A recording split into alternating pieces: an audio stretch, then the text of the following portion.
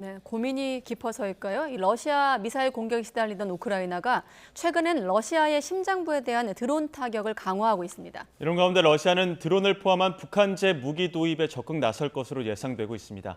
강성웅 해설위원 실장과 조금 더 자세히 알아보겠습니다. 어서 오십시오. 네, 부진의 전술을 바꿨나? 네. 자, 오늘 새벽에도 러시아 수도 모스크바에 드론 공격이 있었죠? 네, 그렇습니다. 모스크바의 그 모스크바 시티라는 상업 지역이 있는데 네. 그 고층 빌딩이 굉장히 빽빽히 들어선 지역입니다. 거기에 이제 드론 공격이 새벽에 있었고요.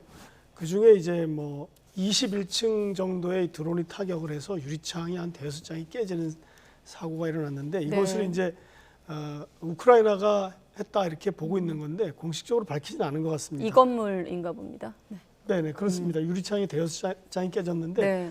저거를 그 유리창을 가격했다기보다 전자전 장비로 요격을 당하는 과정에서 저게 그 건물 벽에 충돌을 한 그런 것 같습니다. 네, 저게 뭐 어떤 그 우크라이나에서 날아왔다면 한 800km 정도를 날아와야 되기 때문에 저렇게 정밀 타격을 하는 기술은 아직 없는 것 같고요. 또 네. 전자전 장비로 저게 통제가 돼서 벽에 저렇게 맞는 그런 경우가 많은 것 같고요. 이 때문에 이제 주변의 국제공항도 일시 폐쇄가 됐다고 하고요. 이틀 전에도 이게 비슷한 그 같은 지역의 옆 건물에서 저런 사고가 있었습니다. 저거는 이제 뭐 그때는 우크라이나가 저걸 우리가 공격한 거다 이렇게 얘기를 했고 앞으로도 공격을 하겠다고 했기 때문에 이번 이틀 만에 일어난 이 드론 공격도 우크라이나가 했다라고 이렇게 추정을 할 수가 있겠습니다. 네, 드론 공격이 이어진다면 더 큰 피해가 갈 수도 있을 텐데 결국에는 러시아가 그 오데사를 무차별 공습한 이후에 그 대응 차원의 어떤 드론 공격이지 않습니까?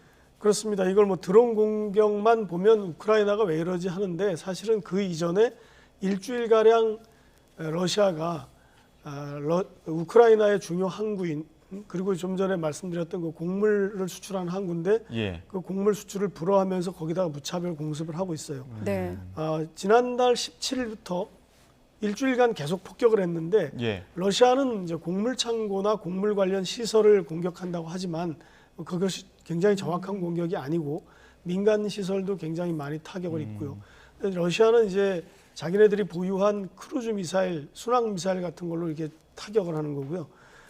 그러나 이제 민간인들이 많이 또 피해를 입게 되고 그걸 일주일 동안 하니까 우크라이나에서도 간혹 하던 이제 드론 공격을 좀 더 강화해서 하는 것 같습니다. 또 어제는 젤렌스키 대통령의 고향 마을에 미사일 공격을 가했습니다. 그래서 민간인이 2명이 사망했는데 뭐 57명이 아직 건물에 잔해에 깔려 있다 이런 얘기도 있습니다. 우크라이나가 민간인 피해가 절대적으로 많고요. 뭐 러시아 같은 경우는 본토 영토 공격을 당하지 않으니까 민간인 피해가 적은데 유엔 통계로만 해도 이미 10,000명 이상의 민간인이 사망하고 그다음에 16,000명 이상의 민간인이 부상을 했고 군인의 사상자 수는 이거보다 훨씬 많습니다. 민간인만 그렇게 많고 이것도 굉장히 제한적으로 파악한 거고 네. 민간인 사상자 수도 이거보다 훨씬 많을 거다 이렇게 유엔은 추정하고 있습니다. 네. 보복 차원인 것 같다. 사실 우크라이나가 말씀하신 대로 그동안 러시아 영토에 대한 직접적인 공격은 자제해 왔는데 전술을 왜 바꾼 걸까요? 좀 전에 그 이상순 기자 리포트에서도 보셨듯이 네. 이게 대반격이라고 하는 게 크게 성과를 내지 못하는 상황입니다. 거기다가 이제 미국은 이제 F-16 그 전투기를 제공하지 않고 있고요. 이런 상황에서 사실 우크라이나가 굉장히 답답한 상황이죠. 그렇기 때문에 젤렌스키 대통령이 마침 나오는데 젤렌스키 대통령이 그런 말을 했습니다. 앞으로 전쟁은 러시아의 영토 그리고 상징적인 중심지 그리고 군 기지를 향해서 갈 것이다. 그것을 이제 이것을 겨냥해서 정밀 공격을 해보겠다 이런 얘기겠고요. 그래서 이제 그 말이 나온 뒤에 저렇게 모스크바에 대한 공격이 이루어지는 걸로 봐서 모스크바를 직접 타격하고 러시아 영토를 드론으로 공격하는 전술을 우크라이나가 채택하고 있다 이렇게 볼 수 있고요.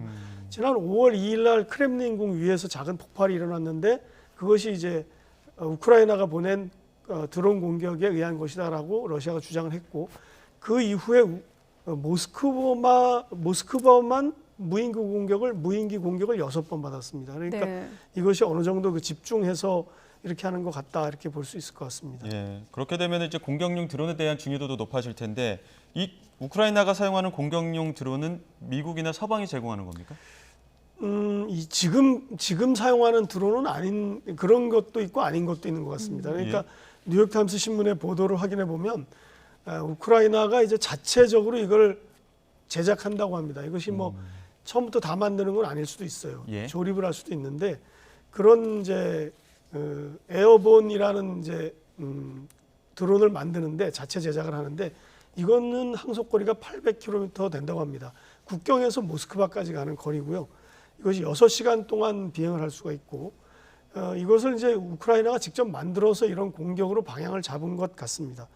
또 CNN 보도를 보면은 해상 드론을 또 만들었다고 합니다. 이것도 자체 제작인데 해상 드론은 이제 아까 오데사항이 있는 크케 쪽에서 이제 러시아의 함대를 향한 공격 용으로 만든 무기라고 볼 수 있는데 사실 지금 러시아가 흑해 함대에서 곡물을 수출하는 그 배들을 나오지 못하게 하니까 우크라이나가 이것을 막기 위해서 드론을 개발하고 이것으로 이제 집중적으로 방어 내지는 반격을 하려고 하는 것 같습니다. 네. 러시아는 핵무기로 보복하겠다 이렇게 엄포를 놓고 있던데 그럼 이러다가 전쟁이 더 확대될 가능성도 있는 겁니까? 맞습니다. 마침 이제 메드베데프 국가안보회의 부의장 이전에 러시아 대통령을 했던 사람입니다. 푸틴이 총리로 내려가고 이제 임무 교대했던 그 사람인데 이 사람이 이제 우크라이나의 공격이 만약에 러시아 영토를 점령하는 데까지 성공하면 핵무기를 사용하는 것 이외에 다른 방법은 없다 이렇게 얘기를 했습니다. 예. 어떻게 보면 좀 시간을 맞춘 엄포라고 할 수가 있는데요. 저렇게 드론 공격을 통해서 러시아의 영토를 점령할 가능성은 거의 없습니다. 그렇기 때문에 핵무기의 사용 가능성을 다시 한번 상기시키는 그런 엄포라고 볼 수 있는데 우크라이나가 그럼에도 불구하고 이렇게밖에 할 수 없는 것은 다른 방법이 별로 없고 또 러시아 내부의 어떤 그 심리전을 펴므로써 반전 여론을 일으킨다든지 아니면 이제 뭐 크림대교를 공격을 했는데 최근에도 공격을 했습니다. 또 공격을 함으로써 거기에서 이제 어떤 군사적인 그 후방의 물자 수송을 원활하지 못하게 한다든지 탄약고를 파괴한다든지 무기고를 공격해서 공격력을 좀 약화시킨다든지 이런 효과를 노리는 것 같습니다. 예, 어떻게 보면 이제 내부 여론전에도 활용하고 있는 측면이 있다 이런 말씀도 해주셨는데 네.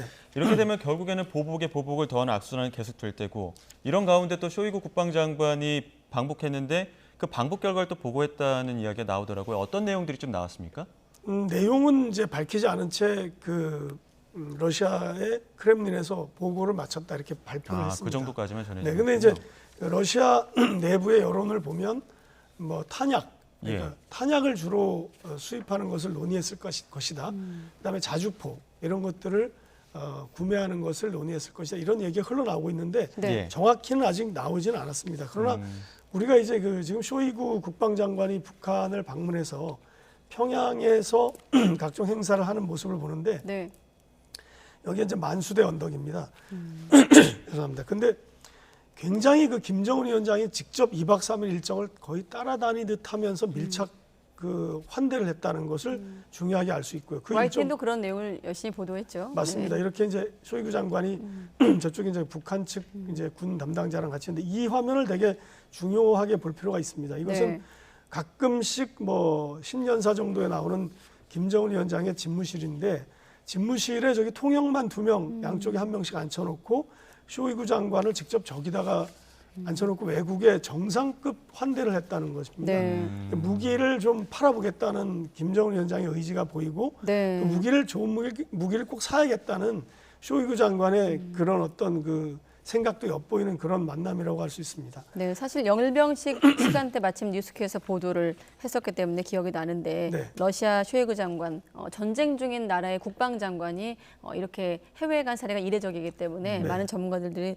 이 점에 주목했는데 역시나 무기 사려고 북한을 방문했다고 알려지고 사실 있습니다. 그거와 함께 이제 꼭 생각해 볼 것은 무기 전시회장을 또 같이 갔지 않습니까? 근데 김정은 위원장이 직접 따라다니면서 일일이 무기 성능을 설명해주는 그런 것도 있었는데 그런 걸 보면은 이 방문 자체가 무기 때문에 갔다라고 딱 거의 단정 지을 수 있을 만큼 굉장히 분명한 일정으로 짜여져 있다 이렇게 볼 수 있을 것 같습니다. 심증만 있었는데 그런 물증들이 좀 뒷받침 줬고 질문이 몇 개 더 남았기 때문에 가능하면 좀 밖에서 물 좀 갖다 주시면 좋을 것 같습니다.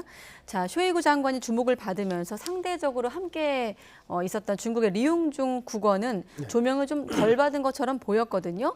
그러니까 북한에 이제 중국보다 러시아가 더 중요해졌다 이렇게 해석도 되고요. 어떻게 볼 수 있을까요?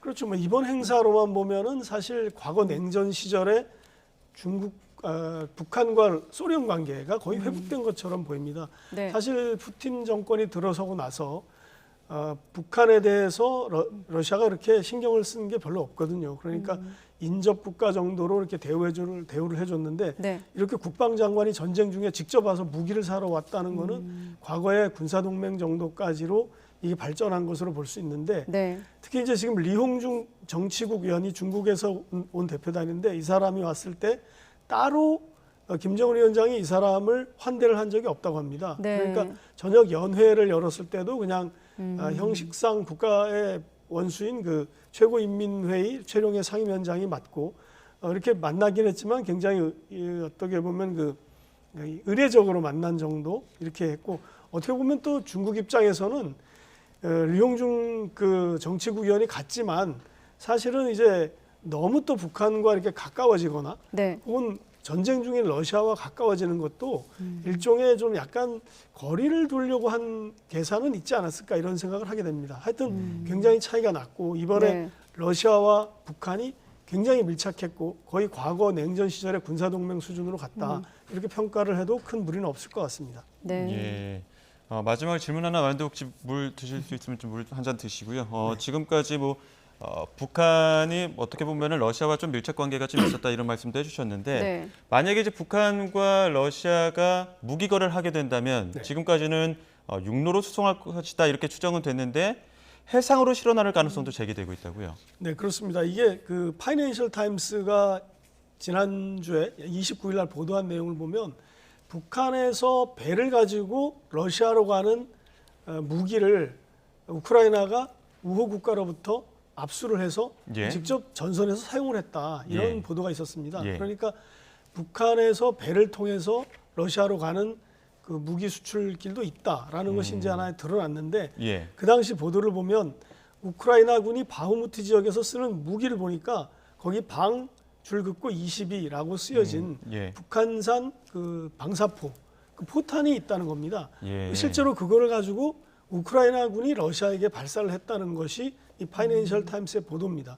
근데 그것을 추적해 보니까 우크라이나의 우호 국가가 배에 실려 있는 북한산 무기를 압수를 해서 자기들이 쓴다. 이런 얘기를 했다는 겁니다.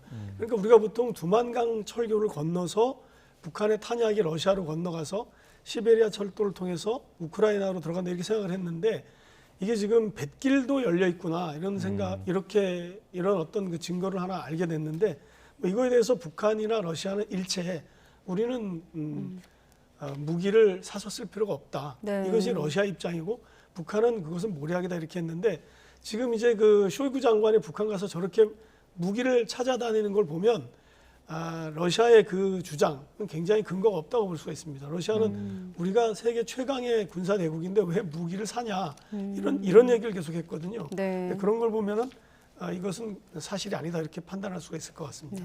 북러가 무기 지원을 통해서 과거의 동맹 수준의 어떤 관계를 회복하고 있다라는 얘기까지 들어봤습니다.